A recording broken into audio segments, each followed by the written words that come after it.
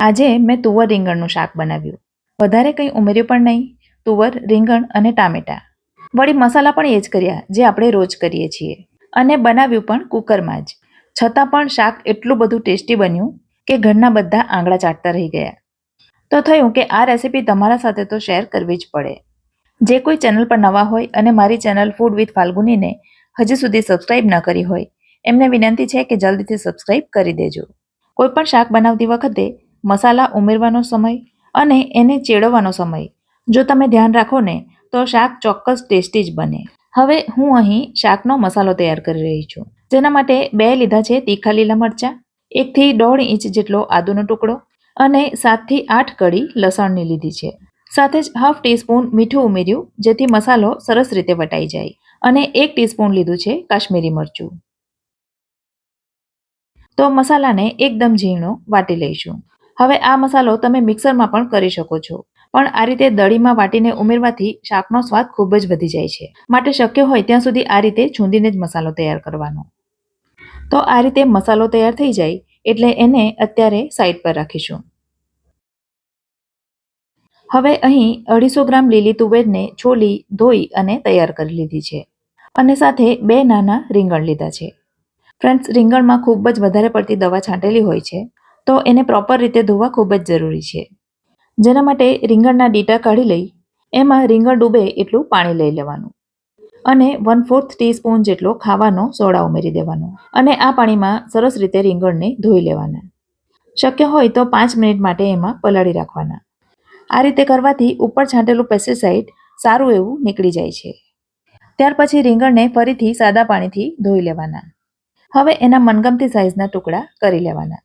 મોટેભાગે લોકો રીંગણને પાણીમાં સુધારતા હોય છે, પણ એને પાણીમાં સુધારવાથી એના પોષક તત્વો પાણીમાં નીકળી જતા હોય છે. પણ હું હંમેશા આ રીતે રીંગણને ધોયા પછી જ સુધારું છું. હા, એનાથી સાધારણ એ કાળા પડે છે, પણ એનો વાંધો નથી. ચડી ગયા પછી એ સારા જ દેખાય છે. આટલું થઈ ગયા પછી હવે ગેસ તરફ જઈએ. ગેસ ઉપર એક કુકર લઈ લીધું છે અને કુકરમાં 2 થી 3 ટેબલસ્પૂન જેટલું તેલ લઈ લીધું છે. રોજિંદુ શાક બનાવીએ એના કરતાં થોડું તેલ વધારે લીધું છે. તેલ ગરમ થાય એટલે એમાં હાફ ટીસ્પૂન રાઈ ઉમેરી દેવાની અને રાઈ ફૂટે એટલે હાફ ટીસ્પૂન જીરું ઉમેરવાનું. રાઈ જીરું સરસ કકડી જાય એટલે એમાં થોડા મીઠા લીમડાના પાન અને 2 ચપટી જેટલી હિંગ ઉમેરી દેવાની. હવે 2 પાકા લાલ ટામેટાને મિક્સરમાં ક્રશ કરી લીધા છે અને એ ઉમેરી દઈશું. અહીં ટામેટાના ટુકડા કરીને ઉમેરવા કરતાં આ રીતે ટામેટાનો પલ્પ બનાવીને ઉમેરવાથી શાક ખૂબ જ સરસ દેખાય છે. મારા ઘરમાં તો પ્રોબ્લેમ એ છે કે ટામેટાના ટુકડા કોઈ પણ શાકમાં બધાને ગમતા જ નથી, માટે હું હંમેશા આ રીતે જ ઉમેરું છું. હવે એમાં હાફ ટીસ્પૂન મીઠું ઉમેરીશું જેથી ટામેટું સરસ રીતે અને જલ્દી ચડી જાય. કુકરમાં બનાવીએ છીએ છતાં પણ આ પ્રોસેસ કરવી ખૂબ જ જરૂરી છે. ટામેટું એકદમ સરસ રીતે ચડી જાય અને એમાંથી તેલ છૂટું પડી જાય ત્યાં સુધી એને સાંતળવાનું હોય છે. હવે ટામેટું 80% જેટલું ચડે એટલે જે મસાલો આપણે વાટીને રાખ્યો છે એ બધો અંદર ઉમેરી દઈશું. હવે મસાલાને પણ ટામેટા સાથે 2 થી 3 મિનિટ સુધી ચડવા દઈશું જેથી મસાલાની કચાશ પણ દૂર થાય. આ શાકમાં થોડું વધારે પડતું લસણ ઉમેરવાથી શાકનો સ્વાદ ખૂબ જ વધી જાય છે, પણ જો તમે લસણ ન જ ખાતા હો તો લસણ નહીં ઉમેરવાનું. હવે બધું સરસ રીતે ચડી ગયું છે અને તેલ પણ છૂટું પડી ગયું છે, તો હવે એમાં સૂકા મસાલા કરીશું. જેમાં હાફ ટીસ્પૂન હળદર ઉમેરવાની અને 1 ટીસ્પૂન ધાણા જીરું ઉમેરવાનું. આ સિવાય બીજા કોઈ મસાલા ઉમેરવાના નથી. હા, તમને વધારે તીખું પસંદ હોય તો તીખું લાલ મરચું ઉમેરી શકાય. હવે તુવેરના દાણા જે ધોઈને રાખ્યા છે એ અંદર ઉમેરી દઈશું અને એને સરસ રીતે સાંતળી લેવાનું. દાણા ઉમેર્યા પછી એમાં હાફ ટીસ્પૂન ખાંડ ઉમેરવાની. એનાથી શાક ગળ્યું નહીં થશે, પણ ખટાશ અને બધા મસાલા બેલેન્સ થશે. વળી દાણાનો લીલો રંગ પણ જળવાઈ રહેશે. હવે તુવરના દાણાને પણ આ જ રીતે 2-3 મિનિટ સુધી સાંતળવાના. તુવરના દાણા થોડા હાર્ડ હોય છે, માટે એને ચડતા થોડી વાર લાગે છે. માટે રીંગણ ઉમેરીએ એ પહેલાં થોડી વાર માટે સાંતળી લેવાના અને ત્યાર પછી સુધારેલા રીંગણ ઉમેરી દેવાના અને ફરી પાછું બધું કોરું જ મિક્સ કરી લેવાનું. બધું બરાબર મિક્સ થઈ જાય ત્યાર પછી કુકરના ઢાંકણને ઉપર મૂકી દેવાનું. ઢાંકણ આખું બંધ નથી કરવાનું, માત્ર ઉપર મૂકવાનું જ છે. 1 મિનિટ થાય એટલે ખોલીને હલાવી લેવાનું અને ફરી પાછું ઢાંકીને 1-2 મિનિટ સુધી થવા દેવાનું. તુવેર રીંગણ જ નહીં, કોઈ પણ શાકને તમે આ રીતે કુકરમાં થોડું પહેલાં ચેડવી અને પછી બનાવશો તો શાક ખૂબ જ ટેસ્ટી જ બનશે.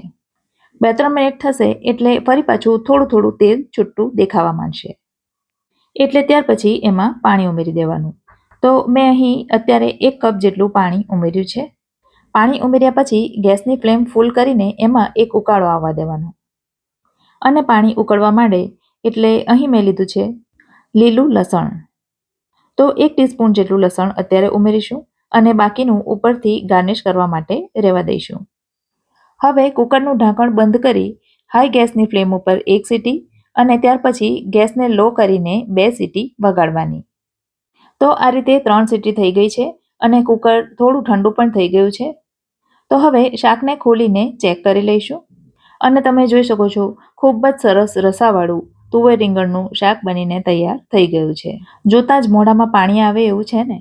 એને તમે રોટલી ભાખરી, જુવારના રોટલા કે બાજરીના રોટલા સાથે ખાઈ શકો અથવા તો દાળ ભાત કે માત્ર ભાત સાથે પણ ખાઈ શકો. રેસીપી ગમી હોય તો વિડીયોને લાઇક કરજો અને તમારા સર્કલમાં શેર કરજો. ફરી મળીશું આવી જ એક નવી રેસીપી સાથે. ત્યાં સુધી મને રજા આપો. આવજો.